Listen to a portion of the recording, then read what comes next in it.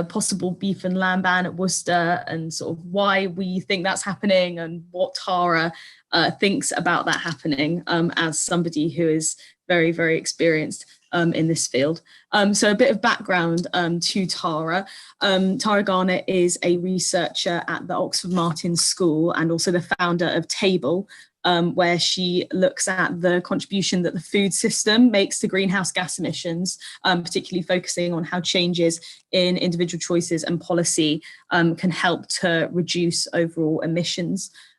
She looks at the intersection of emissions reduction with human health, human livelihoods and animal welfare. And her research particularly focuses on livestock as sort of a nodal point where many of these issues all come together and converge.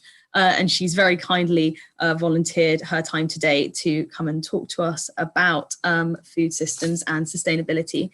And so this whole session is going to work. So Tara is going to have a bit of a chat with us about her thoughts and give a bit of background to the issue. And then Vihan's going to come with some questions. We might supplement with some questions from the Google form that we sent out. And then we'll open up to the rest of you, and hopefully we can have a really fantastic discussion. So Tara, take it away.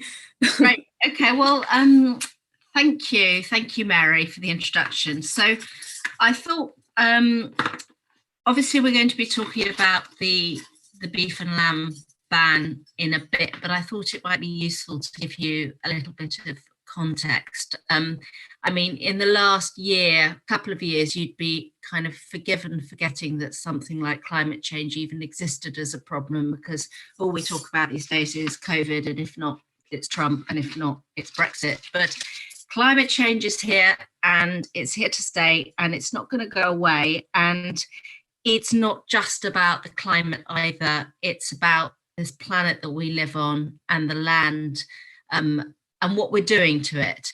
And if you look at all the big existential problems that we face today about what we're doing to the environment, how we nourish the 7 and growing billion number of people on the planet effectively, how we deal with our relationship with non-human animals, all these big questions, they all come together in the problem of how we produce our food and what we put on our plate.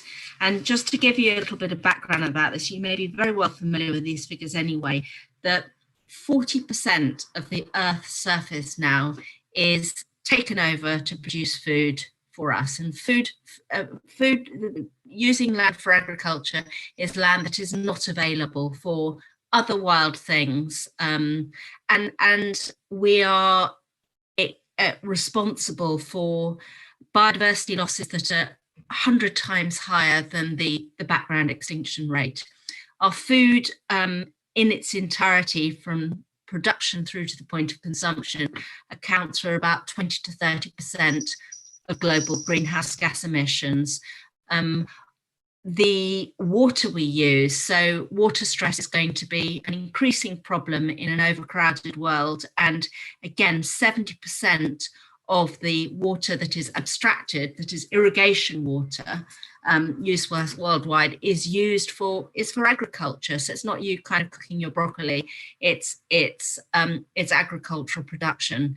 And then you have the fact that you've got 2 billion people in the world who are sick because they are suffering from non-communicable problems associated with overweight and obesity. And on the other hand, you have about 800 million people worldwide who still don't get enough to eat. And then you have the imbalance in nutrition, a host of micronutrient deficiencies and so forth. So you have all these big problems. And when it comes to the animals we rear, I mean, the numbers keep getting out of date. Even as I speak, we're talking about 56, 57, 58 billion animals worldwide slaughtered for consumption. So these are big issues, and what can we do about them? There isn't a single thing that we need to do. It's lots and lots of things all at once and as fast as we possibly can. But if you were to sort of oversimplify, you'd say there are 3 broad categories of what we need to do. We need to produce differently. we need to consume differently, and we need to rebalance the system. And by that, I mean addressing inequities and waste within the food system. And each of these measures is going to get you so far, but not far enough. We need to be doing all of these in combination. And where all these issues converge is in the question when it comes to of animals and the animals that we eat. So I said that that food-related greenhouse gas emissions are about 20 to 30% of the emissions total. Well, about 15% of the emissions global total, so half of food-related emissions, are attributable to livestock production. So that's across the board. It's beef, sheep, chickens, and pigs mainly. So that's obviously a huge amount. And then you've got the fact that of that 40% of land that is used for agriculture worldwide, 3/4 of it is either directly or indirectly used to rear animals. So directly in the form of pasture, and indirectly in the form of feed crop production. So that could be soy or maize or wheat or barley or whatever. So they had this enormous environmental footprint, and that's why a lot of the academic research finds that perhaps the single biggest thing you can do to reduce the environmental impacts of what it is you eat is to reduce your consumption of animal products. But these things are never simple, and there is no such thing as a free lunch. So with every solution comes a new problem. So when we look at how we might go about reducing the environmental impacts of our diets, we have to look at this question of meat consumption in the context of all the things we may or may not eat instead, and the knock-on effect, both environmental and in terms of broader societal and health issues. So I think that's probably enough for now, or do you want me to carry on, or do you want to kick in with a question?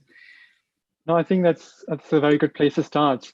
So yeah, maybe if we could look at a bit more about what we eat and how those food items might work in our context would be useful.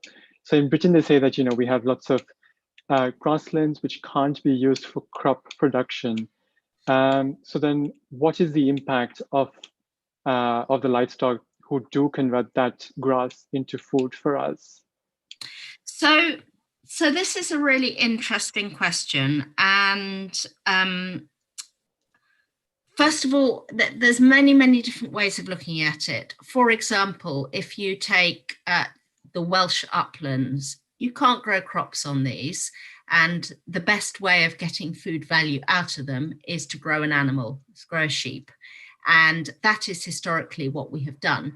But it's not the only use of our land. And there has been a movement in recent years towards arguing for rewilding, looking at that. I mean, Britain has been deforested and cultivated for hundreds and hundreds and hundreds of years. And the idea that there is a kind of natural environmental baseline to which we must return is problematic in itself, because it's kind of which historical baseline are we going to take?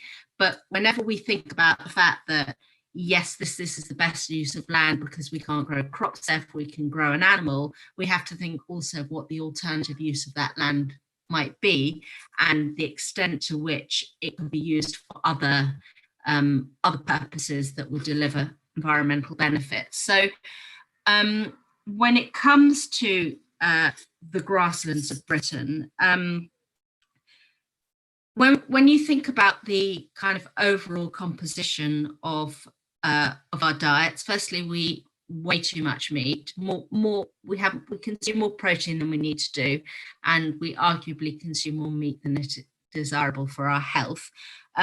There's been a lot of focus on beef and lamb because of the high methane, which is slightly problematic, as I can come on to in a minute, but also because it is implicated in really complex ways with things like cancer and other forms of non-communicable diseases. But mainly we eat chicken in this country. We eat chicken and we eat pork products, and that's where the growth is.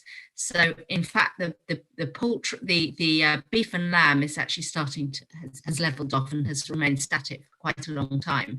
So, I would argue that we need to be looking at meat consumption across the board, and that what we all often see is that when people cut back on ruminant meat, so that's beef and lamb, they switch to something else. What is it they're going to switch to? Well, they might switch to cheese. That's very, very common.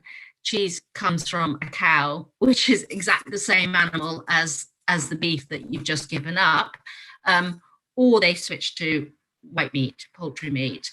And although the greenhouse gas emissions from poultry meat are not quite as high as they are from beef, and they use less land, they come with a whole different other set of environmental problems. So arguably, on pasture, there is room for some form of biodiversity to coexist with grass-fed animals, whereas with poultry production, you're dependent on very long supply chains with imports of soy from South America, typically, which comes at the cost of the cerrado in South America. So you also have major problems out of animal welfare problems and a really sort of concentrated power along those supply chains. So you get different sets of issues and concerns. When it comes to water use, again, you get the embedded water use associated with the production of grains for these chickens, whereas your kind of sheep on a Welsh upland is getting free rainfall from the sky. There's no water shortage going on there. So the issues are slightly complex. And so Vihan, that's a sort of very long way round of saying what do I think of the argument that using land that you can't use for crop production to produce animal products is a good idea? Well, on the one hand, it makes use of land that can't be used for other purposes. On the other hand, there is the rewilding issue to consider. And on the third hand, I don't think we need to take unskeptically the argument that switching to a substitute meat constitutes a solution, because I think it brings to bear a different set of problems. And I just go back one more thing to the whole kind of ruminant livestock thing. Apart from using land that you can't use for crop production, the other sort of benefit of animals traditionally was that they used crop residues. Once you've harvested your wheat, they could eat the kind of the straw, the stalks, and so forth. And obviously, in the case of pigs, you could feed them food waste and things like that. But if we were to go back to that system where you have a sort of livestock on leftovers approach, it would probably make a lot of ecological sense, but the amount we would get to eat would be very, very substantially less than what your average Brit is consuming today. So either way, you can't get around the fact that we need to be cutting back on our consumption of animal products. And could you perhaps mention how rewilding works and how that can help fight climate change, for example? Well, rewilding means lots of different things to different people. The extent to which it involves letting nature take its course or some kind of active form of intervention to rewild. There are many different kinds of rewilding. I think the idea that rewilding is going to tackle climate change is very, very context specific. It's arguably a good thing to do for lots of other reasons. Mainly being the biodiversity being an important one. So it may have a role to play in climate change, but it's not a kind of one-stop shop solution there. And I think, again, we have to think about rewilding in the context of a globalized trading economy. So it's all very well if we go and rewild half of the UK, but if that means we're just going to increase our imports, then we're just offloading the problem onto somewhere else. So when we have to think about this in the context of trade on the one hand and altered consumption practices on the other hand. So it sounds like a long-term and short-term kind of urgent action is to reduce and to change how we're growing these foods. So in, I guess, the best case scenario of, livestock production, as you mentioned, which could be perhaps like livestock on leftovers, how much meat would that mean practically in everybody's lives? So there have been a number of estimates of this, and they're all, I mean, you've got to remember that these are all incredibly approximate. And so it's hard to be very specific, but it sort of works out as, let me just try and remember if I can get something like 50 kilos of milk per person per year, which is about a kilo of milk a week, which is it's about a glass of milk, and translate that into cheese. It's a sort of an ounce of cheese per person per day, and something like 25 kilos of meat per person per year, which is about half a pound, and that includes bones. So it's a fraction. And remember, these things are never it's not totally dissimilar from the Eat Lancet report which you might have read about. In a way, the exact numbers don't matter.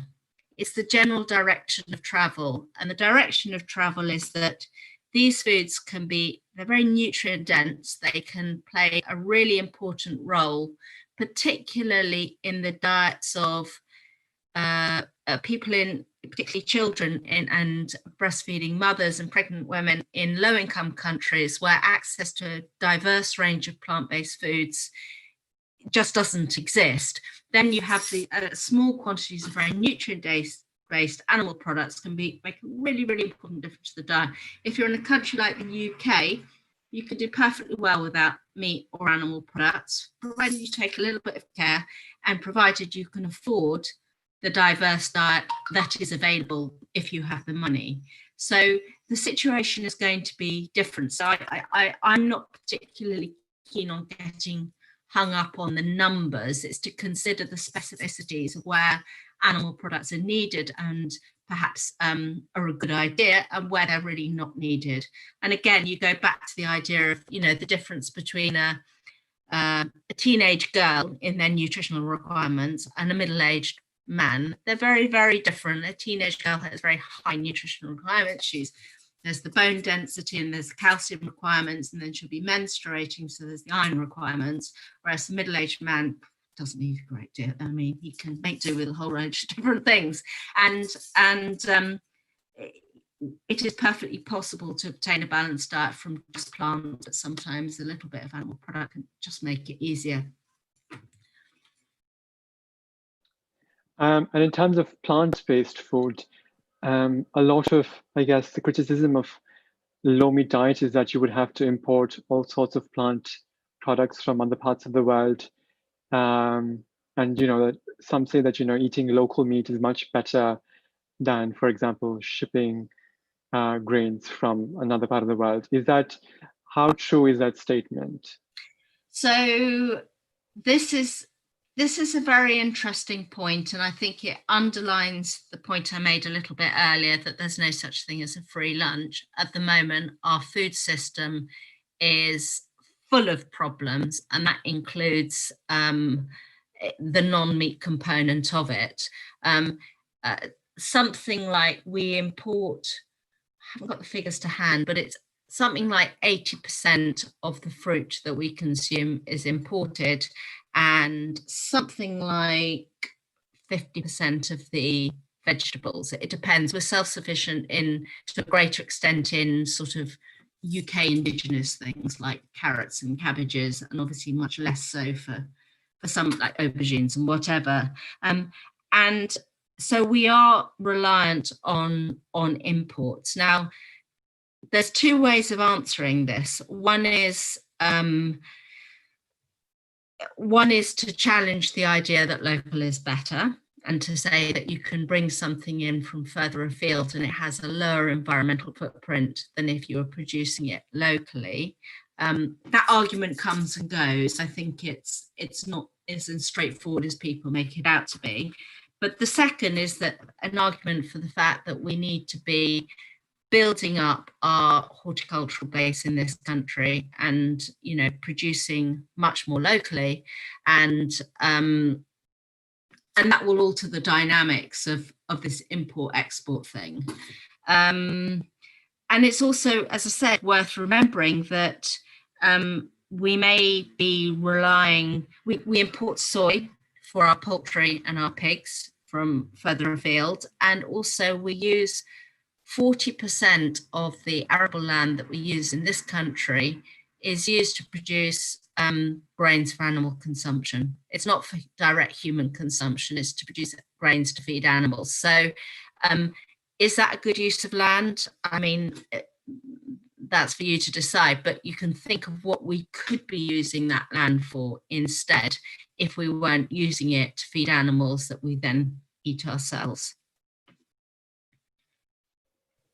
And of course, I guess it's not as straightforward as just changing what we grow on that 40% of land and making it into, I guess, tomatoes or things that wouldn't grow in the climate. Some land is just not going to be suitable. And but the most important factor is possibly not the kind of biological conditions, but the economics. What is actually economically viable at the moment? And at the moment, horticulture doesn't really pay. So, and this needs to be changed. I mean, going back to some of the, so you hear these stories about how if we all gave up meat, we'd be eating air freighted avocados and almond milk that's grown from, you know, almond trees that are killing the bees in California, et cetera, et cetera, et cetera.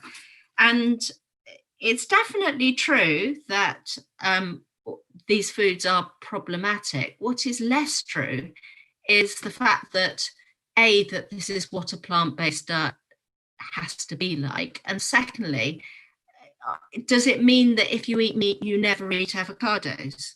So a lot of the accusations leveled against omnivores, against vegans or vegetarians, is that they are eating all these evil, unsustainable foods, when these are part of a very, you know, you go into your local supermarket, there's going to be 40,000 product lines and everyone buys them, you know, and so this clear distinction is not the case. I think the point is a very important one, that the substitution effect is critical. So if you are going to not eat meat, then what are you going to eat instead? And there are certain foods that are more sustainable and certain foods that aren't. So if you're, I don't know, if you're switching to eating more pulses and legumes and you're using a pressure cooker and et cetera, and you're buying more cabbages and carrots, etc., your footprint is going to be very different from one which is in the dead of winter. You're buying air-freighted Peruvian asparagus or whatever it might be. But you may be buying the asparagus to go alongside your steak. So, you know, but we need to take the food system as a whole. And I think some of the criticisms of sort of vegan diets and so forth are useful in that it reminds us that the unsustainability of the diet is not just about the animal component. I think that was very helpful to know. At this point, I was wondering if anybody in the audience had any questions.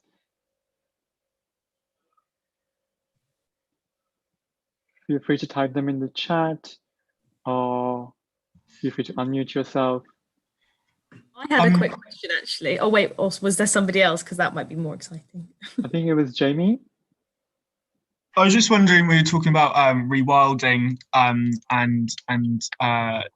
as a use of land instead of livestock, for example, or sheep. I was wondering, like, what you thought, Tara, like about the potential for rewilded landscapes to also be productive for food, and whether there's an interaction there.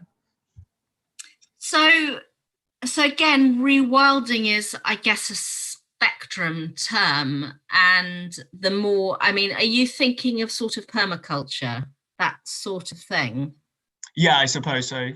Yeah, I mean, I think, again, permaculture is one of these very interesting agricultural practices, but and maybe I'm sounding very cynical, but in practice, you don't get a huge amount to eat. So this leads to one of these very critical questions within the sort of agricultural biodiversity community about whether it's a better idea to farm as productively as possible on a small area of land, or to integrate food production and nature, as it were, over a larger area. You're going to get different kinds of nature and different kinds of food under each scenario. It's called the land sparing, land sharing argument. I'm sure you're familiar with it. But I think if we were to go for a permacultural system within this country, I mean, first of all, we would probably starve to death given current levels of knowledge, but we would be needing to use an awful lot of land to feed our, what are we now, 60 or 70 billion people, British citizens. So I think there's definitely opportunities. So for example, going back to livestock, there are some quite interesting research that's trying to look at things like woodland chicken production, or integrating livestock with tree planting, and you can look at these sorts of I guess compromise sort of landscapes, which brings something new. But I mean, I think the point is that all this is very much at the experimentation stage, and they're all interesting. They should all be looked at. But at the moment, we have a kind of business as usual situation where a whole load of grains are being produced to feed a whole load of animals. And what's not growing for grains for animals is just being used as fairly biologically undiverse pasture. It's just basically for us. Thank you for that. We've got a couple more questions in the chat. We've got one from Dylan, and he asks, the problem seems pretty clear and you propose some good solutions. How do we convince people to do this en masse, though, in a society that's obsessed with consumption? Yeah, so this is such a difficult question to answer. And I think I'll have a go at it from different angles. So the first thing is that you can be cynical or you can be more optimistic. When I'm feeling cynical, I think people are a bunch of hypocrites. You tell them about something, they say, oh, this is really, really serious and really important. And then they go to their supermarket and they think, what's for dinner? Right, I'll have some of that. And they don't really care. At the other hand, I have been part of these sort of citizen panels where I hear these really, really people who never knew about these issues learning a bit and saying, why did nobody tell me this before? This is really important. This is really interesting. And it's really urgent. So depending on my mood of the day, I kind of veer between those two things. But I think there's also a bigger point to say that, do we have to persuade people before change happens, or do we change the context of consumption and change will happen as a result of it? We all know that much of what we do is unconscious and automatic. And what you ate for breakfast today is probably what you ate yesterday. And the reason you ate it yesterday was that you had it the day before, and that will have been shaped by all sorts of other factors, such as what you can afford, what your parents gave you to eat, what your friends eat, what's available in the shops. You know, our diets change because supermarkets decide that here's a new thing to eat. So our consumption practices are very much shaped by forces that are outside our conscious kind of decision-making processes. So I think there is definitely work to be done to raise awareness and help people understand what the issues are and get them to care. But at the same time, alternatives need to be there and they need to be affordable. And then I think change happens as well.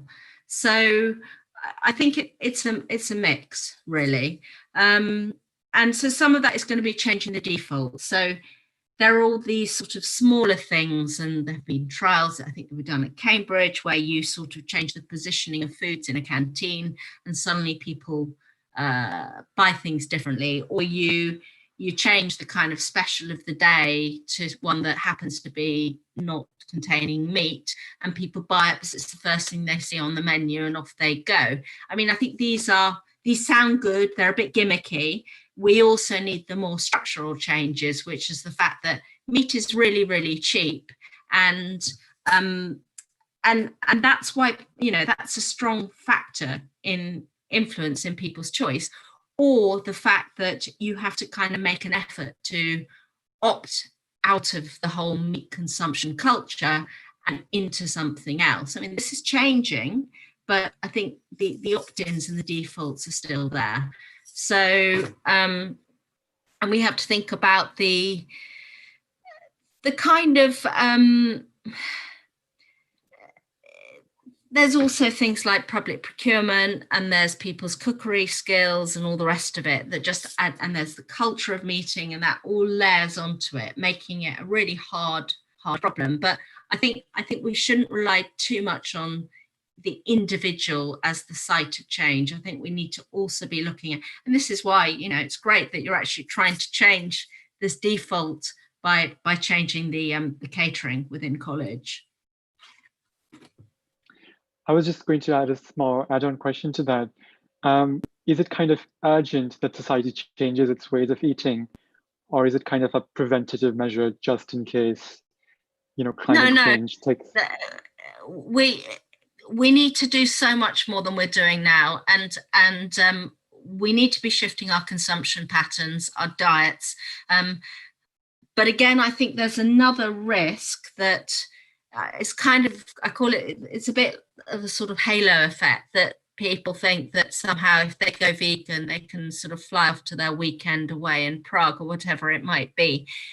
It's not an either or, it's a both and situation. And we need to be looking at consumption across the board in all aspects of our lives. So, yeah, and it's urgent. Yeah, I definitely agree with that. Nick asks in the chat, to what extent are emissions from animal industries to that industry, i.e. from methane emissions, and to what extent are they consequences of other unsustainable industries, i.e. emissions from fertilizer production and water sourcing?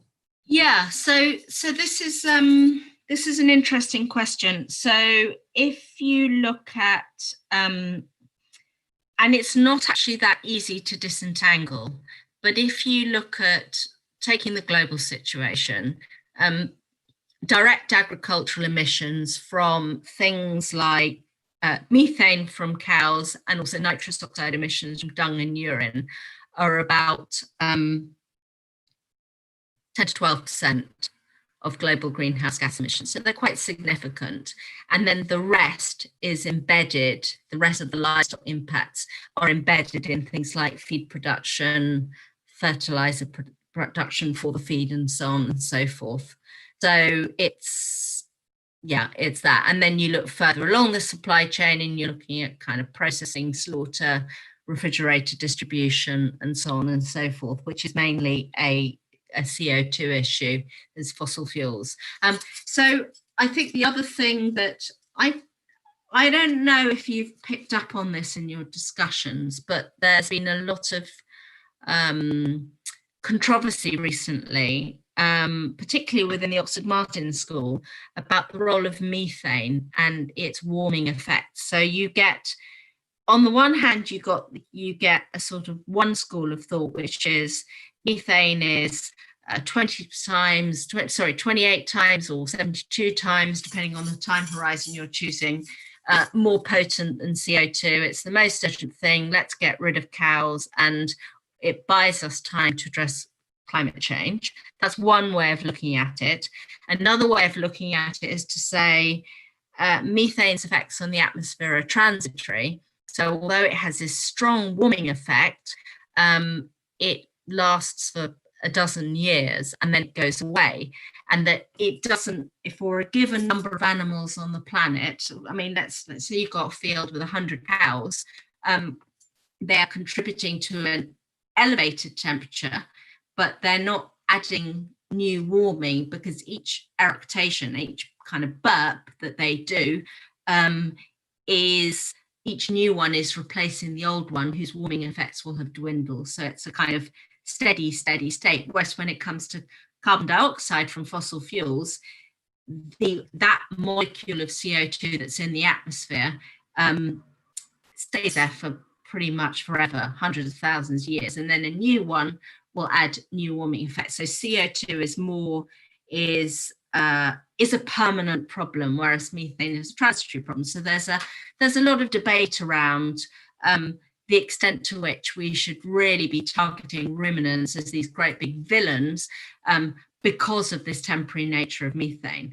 I have some sympathy for that point of view, largely because I think we need to be looking at animal products across the board. And if you look at poultry and if you look at pig production, with their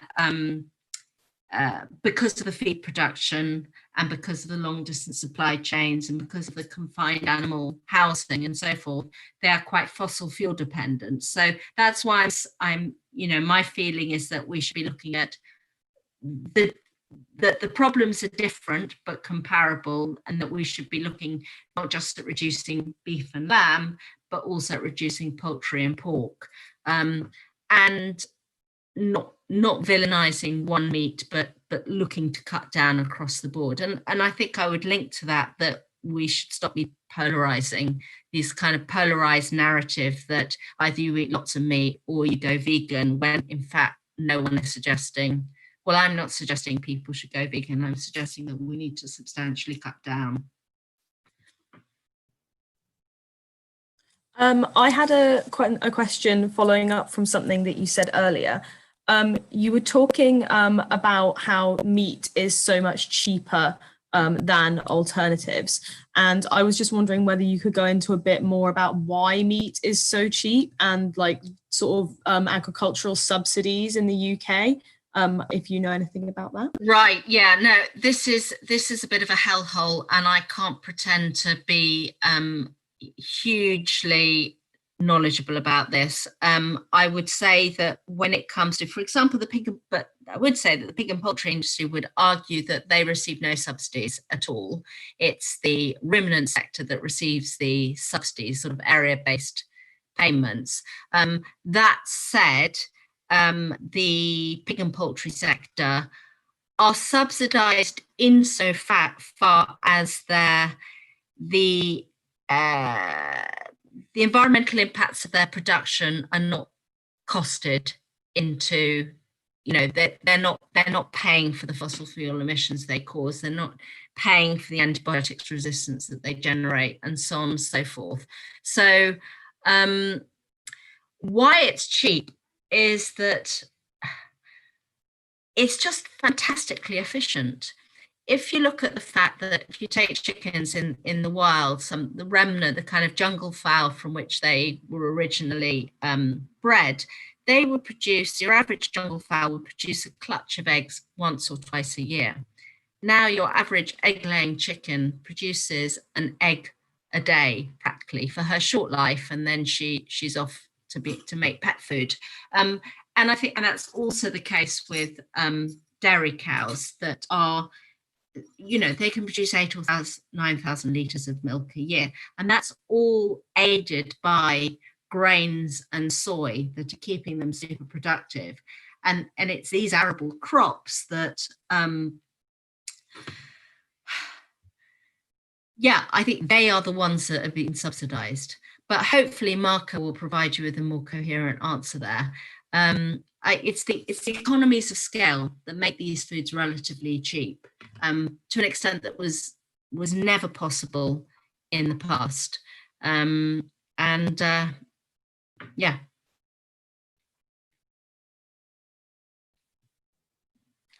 just encourage anybody with any other questions to drop them into the chat. Vihan, if you have any more, feel free to have an ask. I know that I've got a couple of other things to ask, but I'll let you have a go first. Yeah, I was wondering, well, if we reduce, well, in our context for our college, if we do reduce beef and lamb substantially, what should be things that we should be replacing them with? Yeah, so as I said, I think it would be a mistake to replace it with cheese-based or poultry and pork-based dishes. Ideally, you would be looking at increasing the legumes and the pulses in the diet, and maybe a bit of tofu as well. Corn's okay, it's not bad. And I think also challenging people to get away from the fact that you need a thing with 2 veg on the side and having more composite dishes where it's not a question of what you're replacing it with, because you're getting a kind of composite effect. So I think it's about, I mean, pulses are probably the way to go, and doing that in interesting and imaginative ways. So obviously you've got your kind of dals and your, bean chili type things, but you've also got your kind of falafels and little burgery things and all sorts of things that you can do. So, I mean, on the occasions when I've talked to catering staff and, I've organised something, and they're usually quite excited by the challenge of doing something a bit different. I mean, I guess that's going to be different for each college, and you've got budgets and costs and all that to think through, but it's about sort of encouraging people, giving people the opportunity to think more creatively and more imaginatively. Yeah.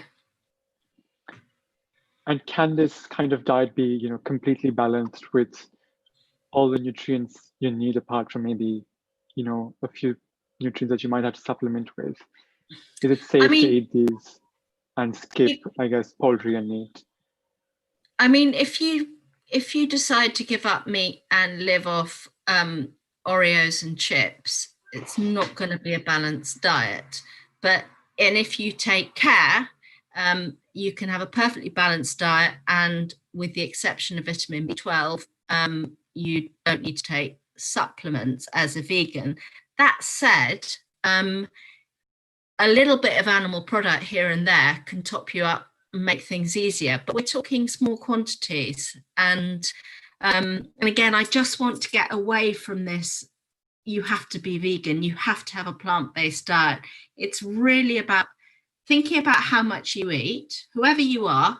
If you eat meat every day, then only eating it half the week, 3 days a week. If you eat meat 3 days a week, try eating it only once or twice a week, and sort of cutting back in that sense, and being mindful of the substitution effects of what you do consume. So yeah, and providing more vegetarian alternatives. I mean, again, I don't know how what's it like? What's the choice in college? Is it sort of 3 dishes, 2 dishes? What do you get? Yeah, at the moment there are 3 dishes a day, I think, or maybe 2, and sort of 2 of them are meat. One of them tends to be vegetarian, and then we have only vegetarian options just on Monday. And the options are always like the first on the menu, and then the vegetarian are secondary. Yeah. What you see first as well, you see the meat first and stuff like that. So it would be interesting to change that, to have 1 meat-based dish and 2 not meat-based dishes, and see how that goes to start with. Yeah, I mean, again, it varies, but whenever I go to some conference or something and there's a little vegetarian huddle and there's the meat, and all the vegetarian food goes first, funnily enough. So yeah, I mean, I don't know what the culture is within Worcester of how people think about this. I mean, there's the idea of the kind of freedom of choice argument, that don't tell me what I should eat, I should be able to choose what I want to eat.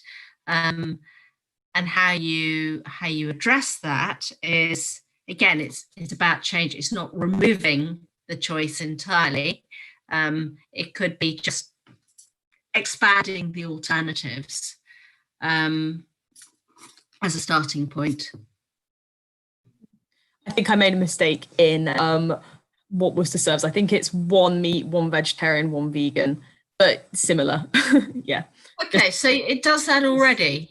Holding That's them. amazing. I mean, that's progress. That's progress from, you know, when I was I was at Christchurch. This was a long time ago, and I can't even remember what we had to eat there, but I certainly don't think that it was anything like that.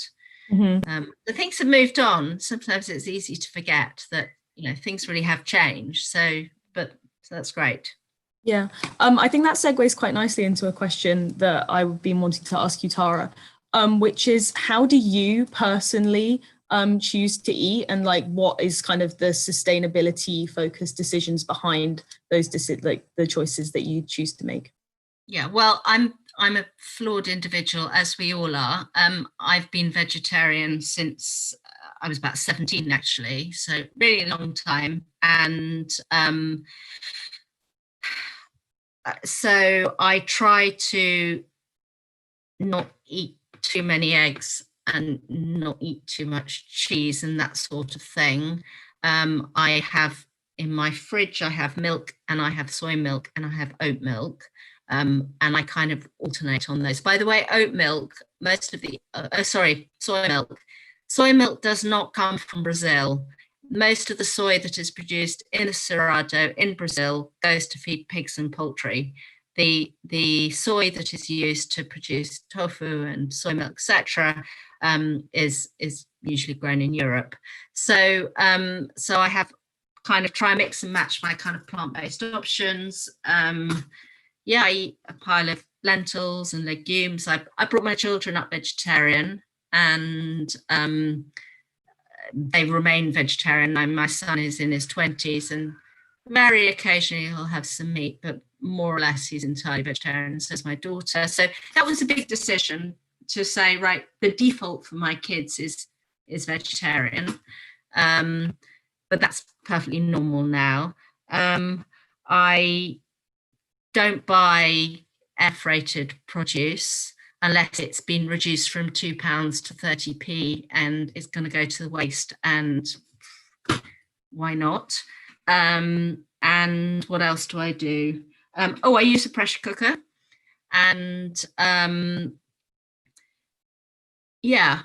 but I've got all sorts of inconsistencies and flaws, just like everybody else. And I think being incredibly purist about things probably makes it more likely that you're just going to give up after a couple of weeks.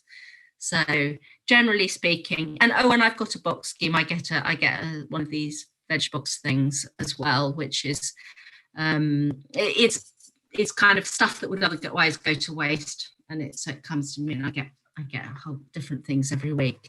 So it's a mixture of things. And things like, it's not just about what you eat, it's how you cook. It's, for example, not putting the oven on for cooking one baked potato.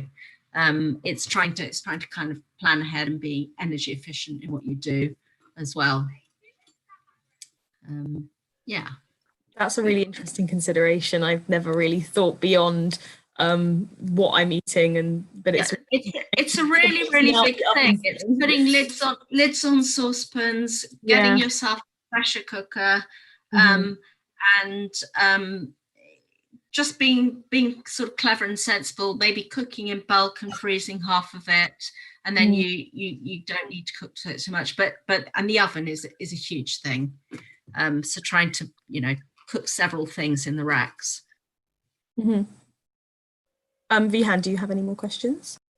I was just wondering if all avocados are air freighted, or if a lot of them are shipped as well. So probably most of them, to be honest, that was a silly example. Most of them are probably shipped, actually, avocados. I think the problems with avocados, and again, I haven't sort of followed it too closely, it's probably to do with pesticide use and plantations rather than the mode of transport. The things that, as I'm sure you'll know, whenever you've had avocados, they're rock hard. They can stay rock hard for quite a long time in a sort of temperature modified atmosphere. The ones that tend to be air freighted are your berries and beans, your Kenyan dwarf beans and your sort of things like, I mean, blueberries are going to be shipped from Spain in the summer, but in the winter when they're coming from further afield, they would, they may come by air. It's also, even the air freighted thing is a really complex issue, because arguably they contribute to export horticulture from Kenya, and they provide jobs for lots of people. And then you get into these discussions about, should I be supporting farmers, growers and their livelihoods, or should I be reducing my carbon footprint? And you get into these difficult situations. But air freighting is obviously the most unsustainable mode of travel. And obviously not wasting food, that's the other thing. If you go and buy a whole pile of food and then you don't get around to eating it, all the embedded emissions associated with the production and distribution of that food just goes to waste. So eat what you buy is another top tip.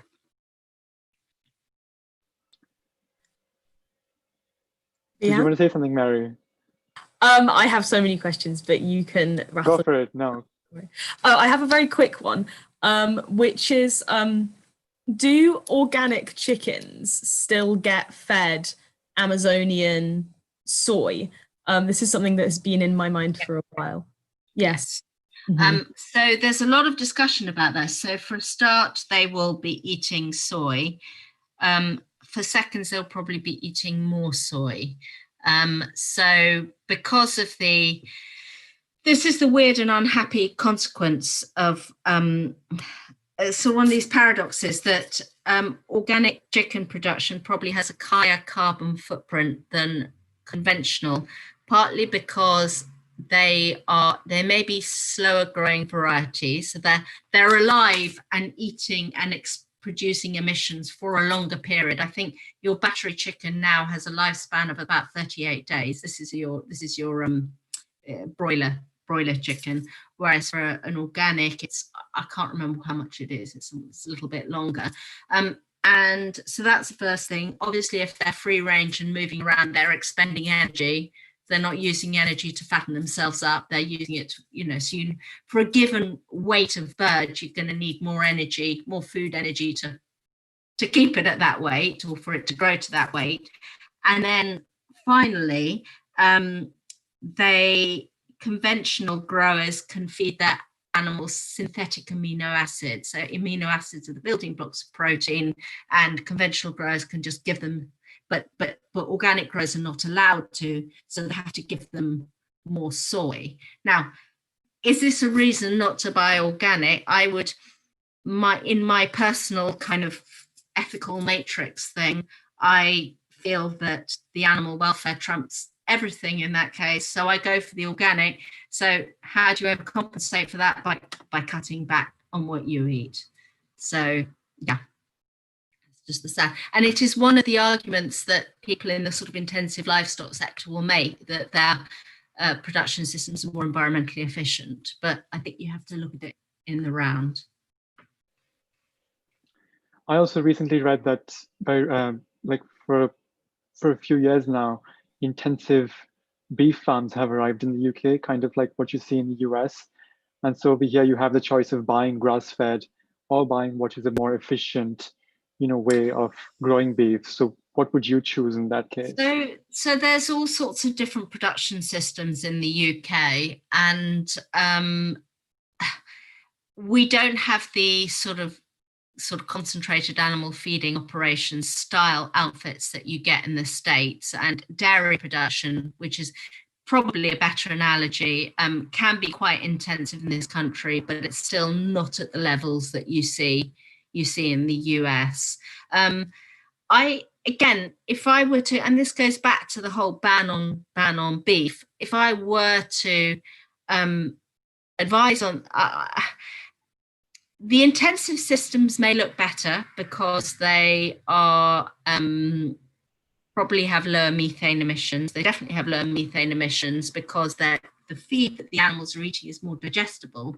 So methane is a byproduct of the digestion process. But if they're eating more grains, they're actually fattening up more and producing less methane per unit of weight gain. So again, that is one of the arguments in favour of intensive production. They may be more fossil fuel dependent, on the other hand, because of the embedded impacts of the grains. And I think we also have to think about the fact that the cost is lower, so it's cheaper. So insofar as cheap meat exacerbates and encourages consumption, these systems fuel demand. So if you were, I would personally, if I were to eat meat, I would go for the grass-fed, even though I don't think that it's, I don't think it's a solution. It's incredibly problematic, but it overcomes some of the problems associated with intensive livestock production. Arguably, the animal welfare is better, but I go back to the point that I've already made a million times. I would eat it in very, very small quantities and only occasionally. And there are the equity issues to take into account as well. Not everyone can afford to make that choice. And I think this is the thing we haven't discussed, and that is the cost of being sustainable.